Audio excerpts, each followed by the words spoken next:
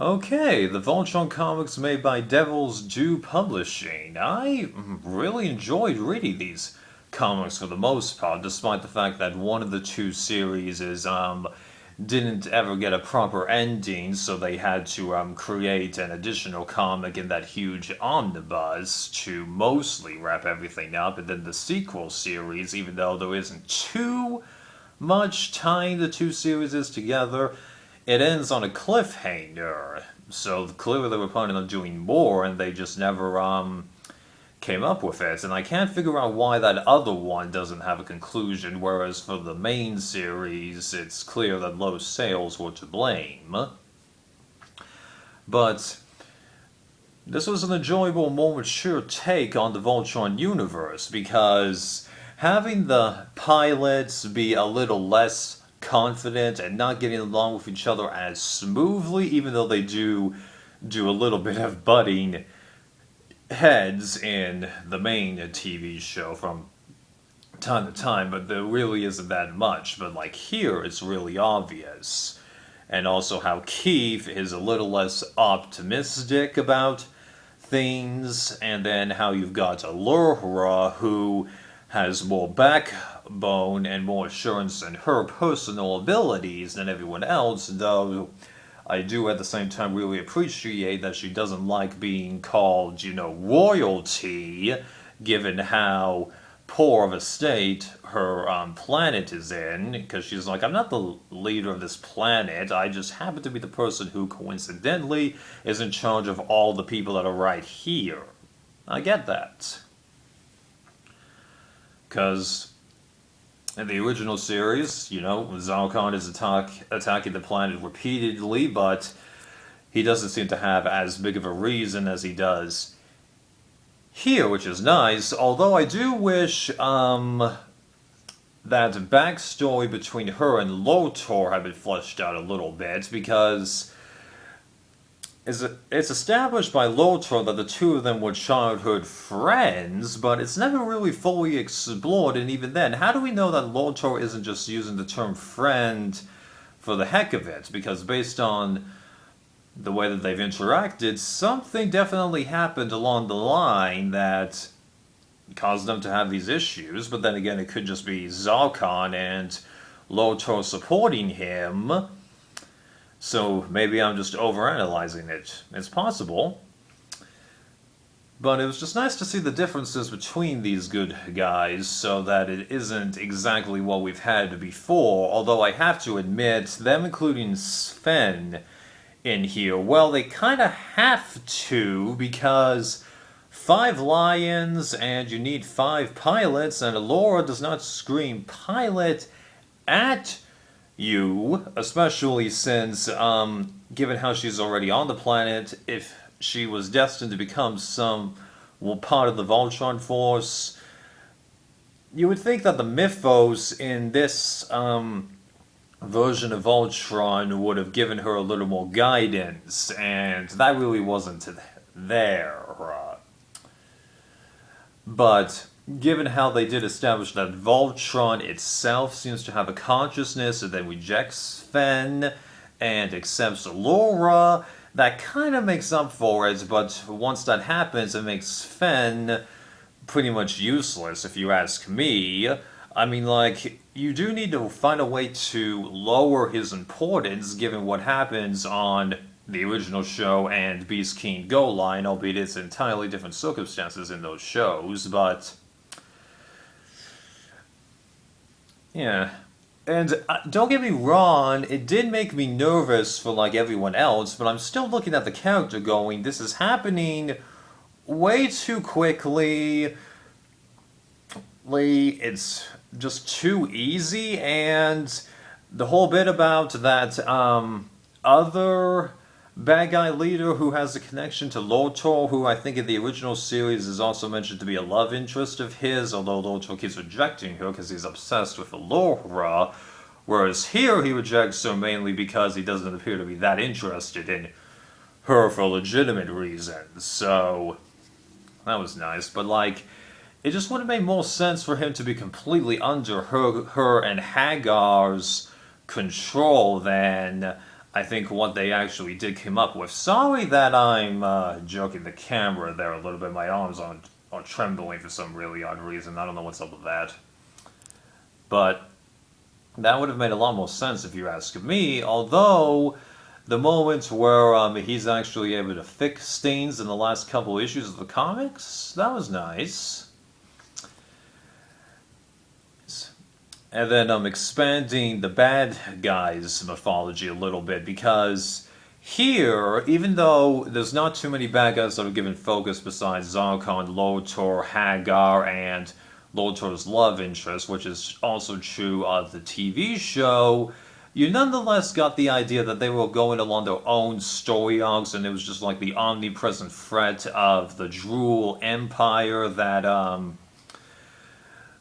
is what the Voltron force of planet Eris are up against. So it was nice to see Lotor get a storyline that is far more removed from the Voltron force, although granted, once you bring in Hagar and her trying to control Sven, that does tie it together nicely, but it was still better, especially since this mythology makes it clear that Zarkon is actually just one part of a larger empire, which is alluded to in the original TV show, but it isn't fleshed out that much besides the Lotor's love interest. Here, it's flat out established. Zarkon is just one ruler among many, and it seems like he actually has a decent amount of tension between them, although Lotor is what causes most of that to happen in this comic book series.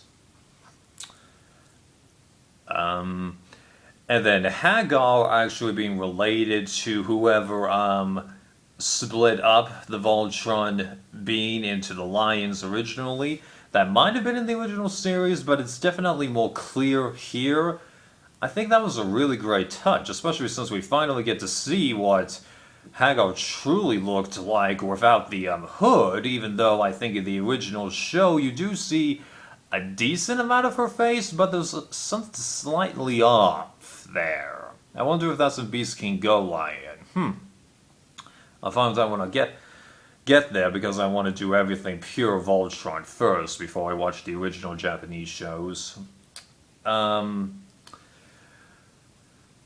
then the way that they tie Vehicle Force Voltron into this, having it truly be just a knockoff of the Lions, because they were captured by the Galactic Alliance. Hopefully I'm using the right term, because maybe it's Galaxy Garrison. I can never remember what they're called, and maybe Galactic Alliance is from a different TV show. I have no idea. Someone mind explaining that to me, thanks. But having that be the reason for their origin, and have them actually being an obstacle for Keith and company for a little bit, very creative. Although it's a tad bit of a bummer that they weren't able to flesh out the connection between Pidge and Chip, but at the same time they did kind of imply it the two times we see them interacting with each other. Although it was really stupid that a Hunk and one person from Vehicle Force were arguing over another. Like, that came out of nowhere. Like, that was just stupid. Right. And it's definitely a better explanation as to why there's 15 pilots for Vehicle Force as opposed to 5 in Lion, although the math doesn't totally add up, because I seem to recall a line that said that Galaxy Garrison was only able to get like a third of the power from Lion Force Voltron, and yet it requires 3 times the number of pilots. I don't know, just something seems odd about that. But again, I'm probably overanalyzing it. Alright, so I think that takes care of the main series, which is Revelations, Paradise Lost, Warpath, and then the extra 2 issues to conclude the series, which it was a nice visual final battle, but it definitely happened way too fast. But again, I can't really blame them because the comic book series was getting cancelled. They had to rush it. We've seen this happen multiple times before. And then, Voltron: A Legend Forged, the sequel series, even though there really isn't that much that ties them together other than similar art styles and then brief mentions of the mythology. Oh, and the fact that Vehicle Force is still around in the same capacity, along with Commander Hawkins, which was a nice character. I like how they were able to bring in his assertiveness that he has in Vehicle Force Voltron, and yet he's actually more comfortable with the Lion Force Voltron in this situation. Very nice blend, especially since Lion Force in this series isn't a bunch of pilots that have worked together before. They're a ragtag bunch of, well, screw-ups. Kind of like Wraith Squadron in Star Wars. I liked that series because it definitely seemed to have a better idea of where it wanted to go. Yeah, the non-linear bits that they did for the first couple of issues were annoying, but once you got past that and all the main characters were introduced, I was hooked. And even though you would think that introducing Merlin and a couple of other sorcerers would make it seem over the top, that actually is a very decent explanation for how Voltron could have been created. It's definitely different than the original show, because I forget what they did there, because it's been a little over a year since I've seen the original show, but I didn't feel like it was over the top, surprisingly. I actually really enjoyed it, along with the fact that the presumed ancestor of Allura, hopefully I've been saying her name right instead of Aurora, which is Sleeping Beauty's real name. Him having a magical touch? Nice. Really shows just how important the family is to Voltron. Really is. And the bad guy that they introduced in here, along with the original Jerul Empress, which I'm glad that it was a female villain. Nice touch. A little different bad guy personality than what we're used to, but of course we're used to Lotor being the villain across the board, mainly, although Voltron Force was pretty good at having a different villain for some of it. But again, I really do regret that it ended on a cliffhanger, albeit everything besides that cliffhanger was wrapped up. So it could have been worse, like with Blade the series. Everything besides that cliffhanger and one other thing, which is also a cliffhanger, was wrapped up. So it could have been way worse. They leave you with just a hook for the next season. No, not too much wrong with that.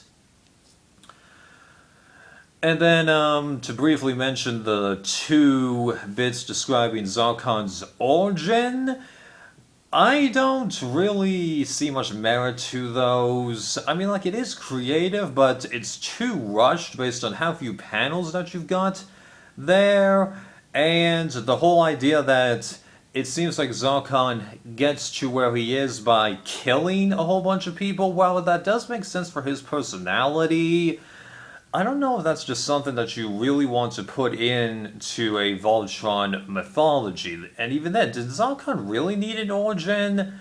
I don't think so. It's like with the Teen Titans cartoon. We really did not need that origin episode, especially since it really only explains in the show the origins of Starfire and Beast Boy. All of the other three, they're just there.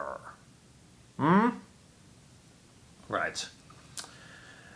So I know that was a little long-winded, but I hope you enjoyed this video, and it's now time to talk about the Voltron Comics made by Dynamite Entertainment, but I might be splitting those across different videos. We'll see.